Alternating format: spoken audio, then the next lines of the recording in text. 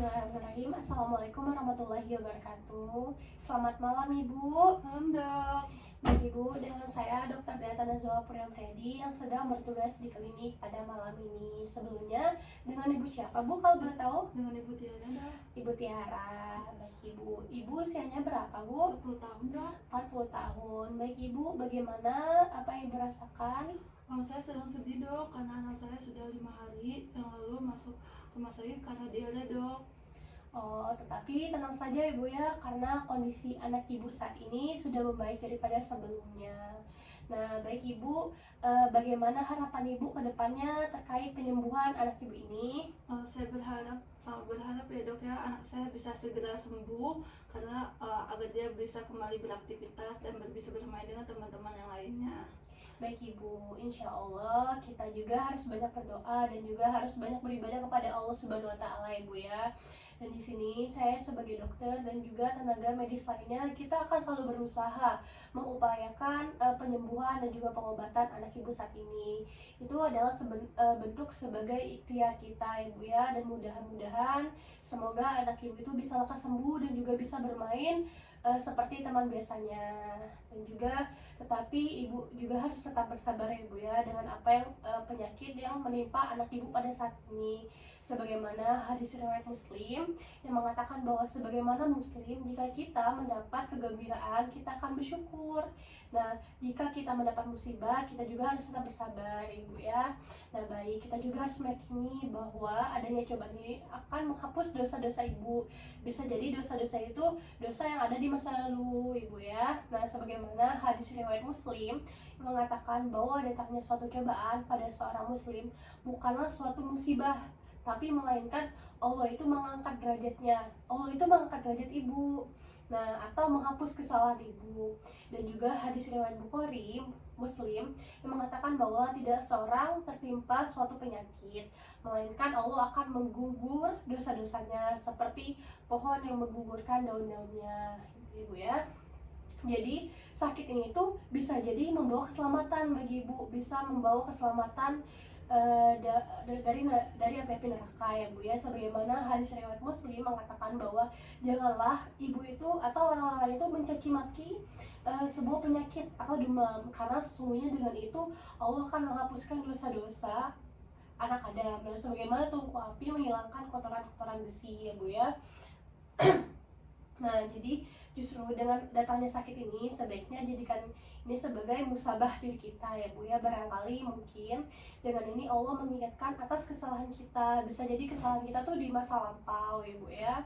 Nah, seperti yang tertera dalam Quran surah Al-An'am ayat 42 yang bunyinya, dan sesungguhnya kami telah mengutus para rasul kepada umat-umat sebelummu.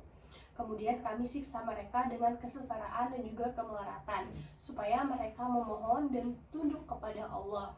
Artinya supaya mereka itu mau tunduk kepada Allah dan hanya mencintai Allah, bukan selainnya. Dan Imam Qatadah rahimahullah mengatakan, sebagai hukuman bagimu wahai anak Adam disebabkan karena dosamu. Nah, bahkan sebenarnya dengan penyakit yang menimpa ibu saat ini tuh sebenarnya banyak hikmah ya Bu ya, di balik ini banyak hikmah. Sebagaimana Rasulullah SAW bersabda, sesungguhnya Allah Subhanahu Wa Taala tidak mencintai suatu kaum maka dia akan memberikan cobaan. Berarti Allah itu mencintai kita Bu, mencintai suatu kaum, makanya Allah itu memberi cobaan kepada kita.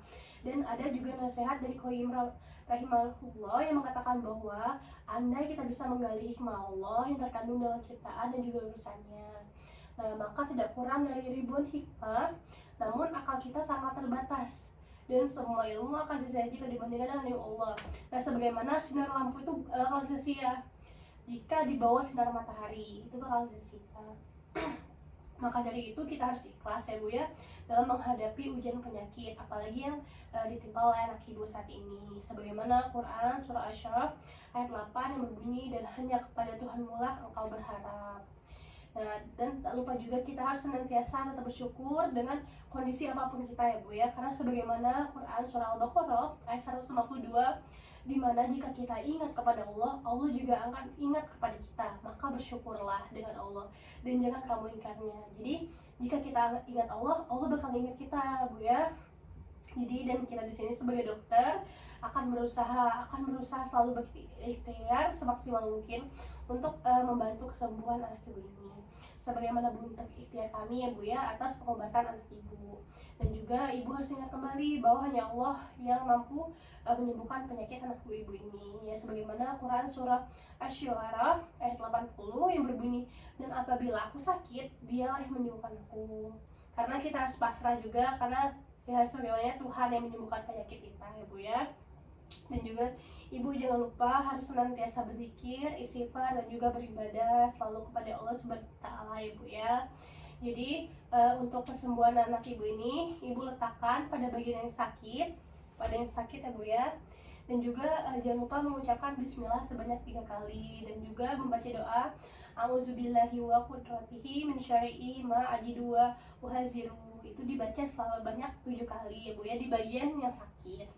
Nah itu adalah doa yang dimana artinya aku berlindung pada Allah dan kekuasaannya dari keburukan apa yang kurasakan dan kukhawatirkan. Nah kita juga harus mengingat ya Bu ya, Allah itu karena Allah menyembuhkan penyakit kita, dan juga datangnya penyakit ini justru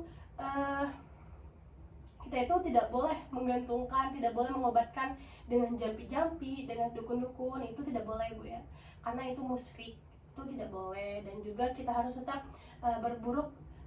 kita juga tidak boleh berburuk sangka kepada Allah. Kita harus senantiasa berbaik sangka kepada Allah.